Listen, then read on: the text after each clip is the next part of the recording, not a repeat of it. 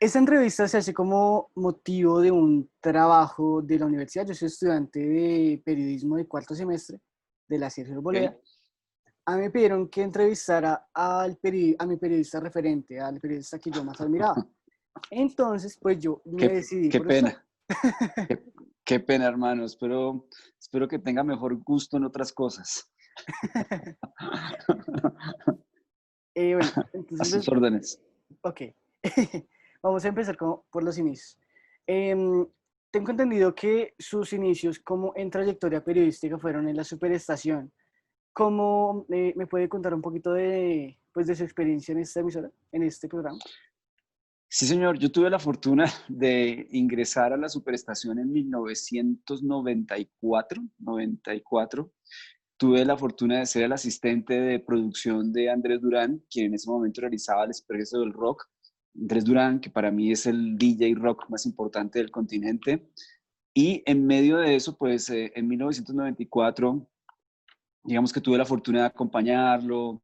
En esa época, pues hice todo el trabajo de asistencia de producción que se hacía para aquel entonces, ayudarle a pulir los libretos, ordenar la música, ir al programa, contestar teléfonos. Existían los teléfonos, pues normales, los teléfonos, ya ni siquiera sé cómo se llaman, pero eran los teléfonos de antes. En algún momento, Fernando Pava Camelo, el jefe de 88, y el Capi Romero Barniza, en 1995, decidieron hacer un programa de rock en español y se lo ofrecieron a Andrés. Y Andrés dijo, no, pues mi asistente sabe mucho de rock en español, entonces él podría hacerlo. Entonces yo hice una propuesta a 88.9, que era una emisora completamente comercial, y en ese momento solamente se escuchaba Miguel Mateos, Prisioneros, si acaso, bueno, Soda Stereo, pero existía un rock en español muy fuerte que no se programaba en Colombia. Fito Páez, algunos discos de Caifanes, aparecía Robbie Draco Rosa, como alguna serie de sonidos que eran importantísimos. Y en 1995 tuve la fortuna de hacer la clase de español, ese programa que logró generar una historia importante en la radio de ese momento, porque además del rock latinoamericano, también comencé a programar rock colombiano en la radio comercial. Entonces sonaba Terciopelados, sonaba La Derecha, y con el tiempo pues logré consolidarme como el realizador de un programa importante y fundamental en la historia de 88.9, quizá la escuela de radio juvenil para aquel entonces más importante que ha tenido este país, y tuve la fortuna de hacer la clase de español en 88.9 hace ya muchísimo tiempo. Listo. Hablando de radio, o sea, tengo, tal vez tendré la oportunidad de participar en la emisora universitaria de la universidad que se llama La Sergio Radio. Em, en estos tiempos se ve mucho lo que es o por lo menos yo participé de la radio virtual, de la radio web. ¿Cómo ve usted el cambio entre la radio análoga y la radio, pues, de ahora, por ejemplo, nosotros transmitíamos por una página web, ya no es por ideales? Yo creo que el ejercicio radiofónico se puede analizar desde muchas perspectivas. Uno, que el ejercicio de la antena del FM sigue siendo importante, que sigue siendo importante aún en tiempos de pandemia, se ha vuelto fundamental, en particular la radio hablada, la radio informativa, pero yo creo que también hay unos nuevos consumos que más allá de lo tradicional también son muy importantes, tanto la radio virtual como el podcast. Creo que son aún líneas de trabajo muy interesantes por explorar. Creo que a veces hoy hay más realizadores y realizadoras de podcast que gente que escuche podcast. En el caso de Colombia, algo que me parece muy extraño, pero porque en España sí es fuerte, en Estados Unidos es fuerte. Creo que para los países puede ser que tenga digamos, algún consumo diferente. Por ejemplo, Colombia, Argentina y Reino Unido son países muy radiofónicos. Hay países que no son muy radiofónicos y quizá pues tienen mucho más, digamos, atracción alrededor de esas nuevas narrativas. Ahora, la radio también ha cambiado. Hoy la radio, más allá de ser un elemento específicamente del oído, de la escucha, la radio tiene un elemento audiovisual, la radio tiene un elemento escrito y tiene también un elemento de lo que podemos llamar proyección de propuesta en calle. Ejemplo de ello, por ejemplo, es el concierto Radiónica, ejemplo de ello es las caravanas Radiónica, pero yo creo que donde existe un buen contador, una buena contadora de historias, más allá de cualquier plataforma, eso va a tener una repercusión importante. Yo le tengo fe al podcast, yo le tengo fe también a la radio tradicional, entre comillas, aunque en Radiónica no hacemos radio tradicional. En Radiónica hacemos un servicio de FM web e incluso TV, ya muy, muy, muy, muy poderoso. Pero yo creo que aquí la clave es tener muy buenos narradores y narradoras en el ejercicio radiofónico. La radio sigue siendo fundamental y creo que en estos tiempos de pandemia, de aislamientos, de estar, digamos, en esta situación, yo creo que la radio, o sea, aún uno tiene plataformas de streaming, pero tener a una voz que al mismo tiempo esté en otro lugar del mundo contándote una historia o compartiendo, si sea la hora, creo que es algo todavía muy sagrado en el caso de Colombia, que es un caso bastante particular.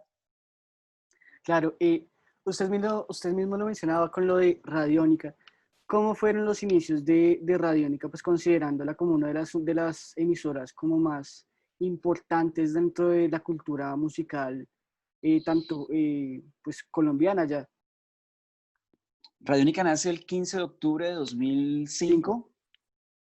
Nace, tenía un proyecto antecesor muy bueno llamado 99.1 Frecuencia Joven de la Radiodifusora Nacional de Colombia, un proyecto impecable de radio, un proyecto con gente muy, muy conocedora, digamos que era como la etapa de la radio de los expertos musicales, que es una etapa preciosa, pero también era una etapa que también tenía su ciclo y nace Radiónica en el 2005 y tiene muchas apuestas que creo que fueron fundamentales.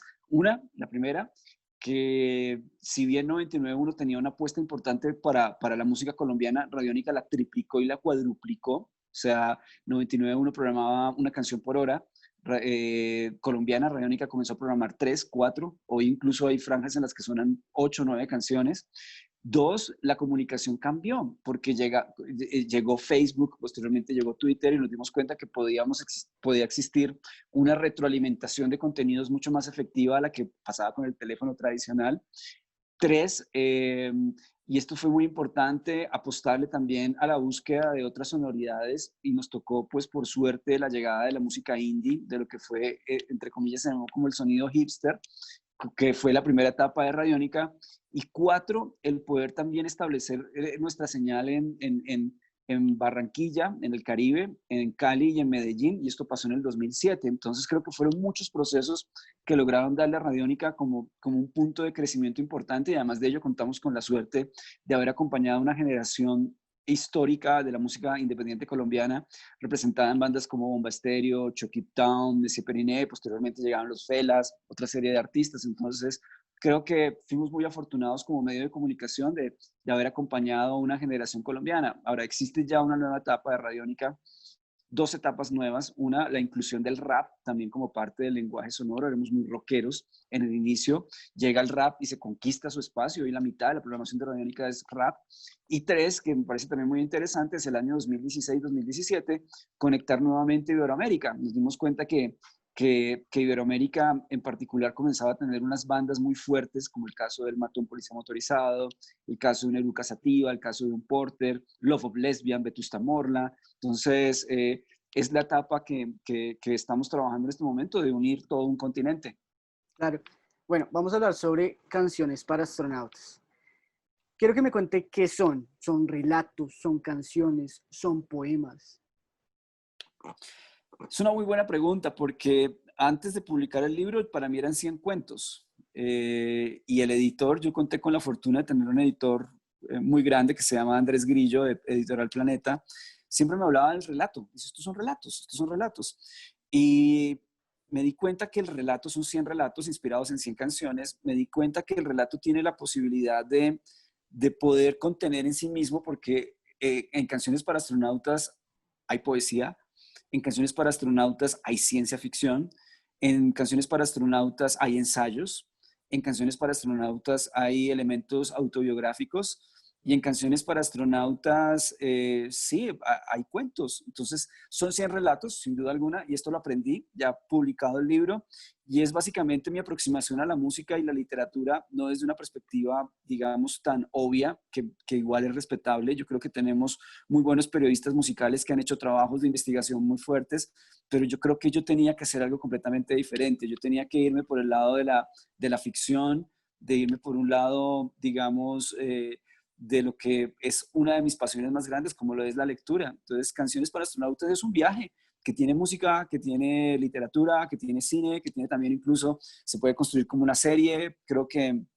y le agradezco que me haga la pregunta, pues porque es como también un paso muy importante desde mi perspectiva para aportarle un nuevo imaginario a la música independiente colombiana, porque existen fácilmente 30 bandas colombianas referenciadas en el libro.